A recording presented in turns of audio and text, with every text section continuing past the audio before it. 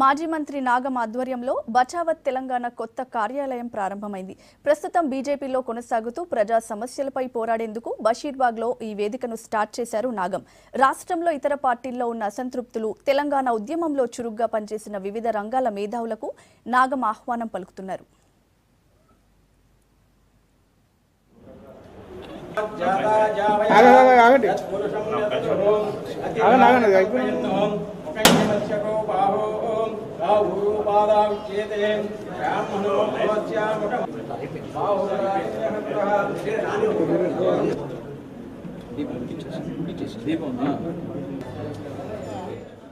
గుడుంబ తాగితే అనారోగ్యం పాలవుతారంట.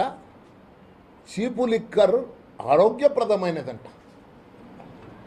ఎవడన్నా మెడ మీద తలకాయన్నోడు ఏ లిక్కర్ అయినా అది ఆరోగ్యానికి హానికరం అనేది ఏదైనా సినిమాలకి ఇట్లా చూస్తుంటే వాడని తాగుతుంటే దాంట్లో వస్తుంది మద్యపానం అంటే ఆరోగ్యానికి హానికరం అని. అదన్నా చూడడా ఎప్పుడన్నా ఆయన మనవంతో కూర్చొని సినిమా చూస్తున్నప్పుడన్నా ఎందుకయ్యా చీప్ లిక్కర్ అని అడుగుతా ఉన్నాను.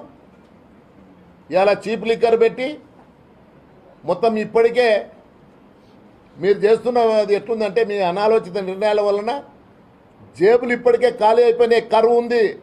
ఇలా చీప్ లిక్కర్ పెట్టి 10 రూపాయలకు పెగ్గిచ్చి 30 రూపాయలకు 3 పెగ్గులని ఇవాళ పుస్తెలు కూడా పుస్తెవట అమ్ముకునే పరిస్థితి తీసుకురావకు కేసీఆర్. తక్షణం నీ ఆలోచన విరమించుకోమని చెప్తా ఉన్నా. ఇంకొక విషయాన్ని కూడా హెచ్చరిస్తూ ఉన్నాం.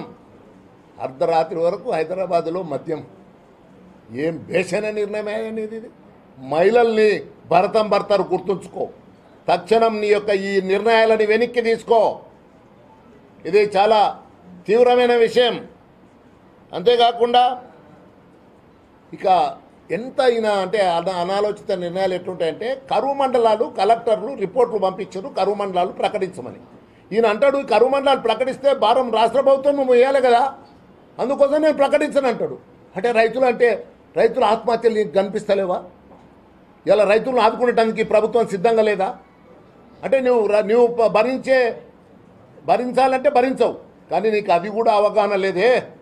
నీకు ఇప్పుడు నువ్వు కరువు మండలాలు ప్రకటిస్తే కేంద్ర ప్రభుత్వం కెలమిటీ రిలీఫ్ ఫండ్ వస్తుంది. పోయినసారి రాలేదని మాట్లాడుతున్నావు. నీ అసమర్థత వలన, నీ అశ్రద్ధ వలన, నీకు అవగాహన లేనితనం వలన, నీ అనాలోచిత నిర్ణయాల వలన ఈరోజు ఈ యొక్క రాష్ట్రం నష్టపోతూ ఉంది అని చెప్పి నేను సవినయంగా మనవి చేసుకుంటా ఉన్నా.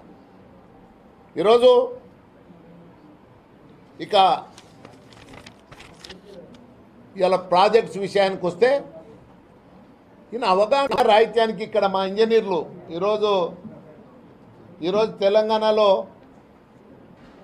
మేము మొట్టమొదట బచావో తెలంగాణ మిషన్ పెట్టుకొని పెద్దల సహకారంతో అన్ని ప్రాజెక్టులు తిరిగినాం. మొట్టమొదట మేము ఫ్లోరైడ్ తోటి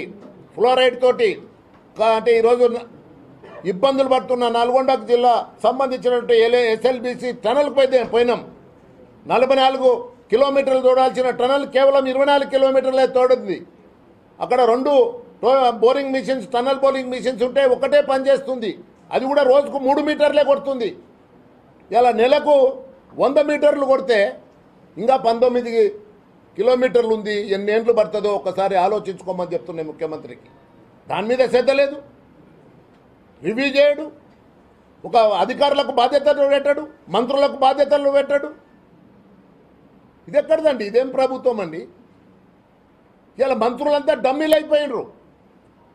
all ministers are dummies except his son in లా.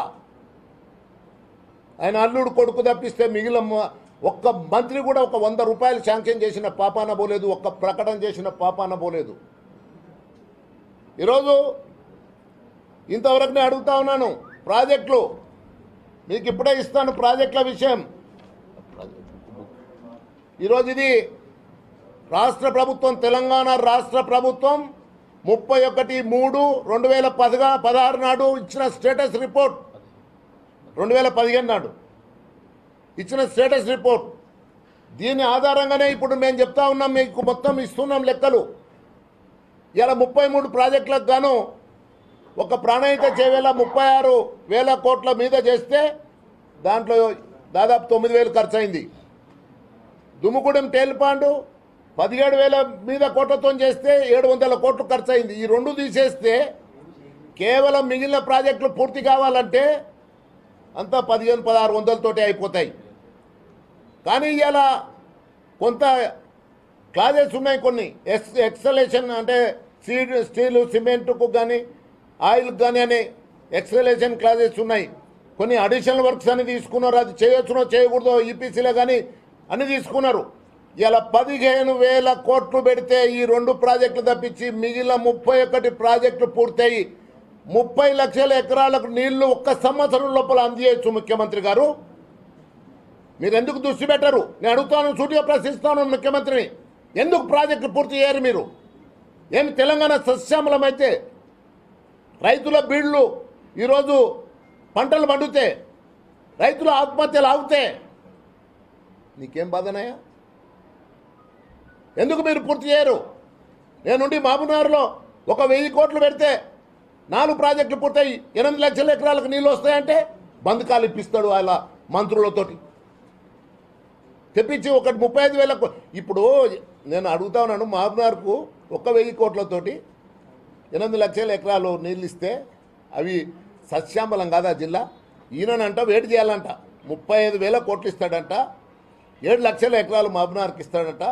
అది 30 ఏళ్ళు అవుతుందో 40 ఏళ్ళు అవుతుందో ఎప్పుడవుతుందో ఎవడు దాంట్లో నీ ఉన్న మతలబేంది అని అడుగుతా ఉన్నా.